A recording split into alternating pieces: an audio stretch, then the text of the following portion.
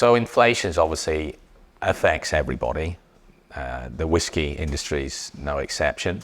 And what we have seen is the cost of production increase quite dramatically. Inflation probably being the main element there, but there's also other elements to consider, like grain shortages, which we all sort of understand why that is. The net result, the production costs has more than doubled over the past, let's say, 18 months. So that obviously is going to be reflected in what people ultimately have to pay for their whiskey when it goes into the retail market. But in addition to that, and I say this to clients quite often, it could be perceived as, we say this a lot, a hedge against inflation. It's ultimately consumable.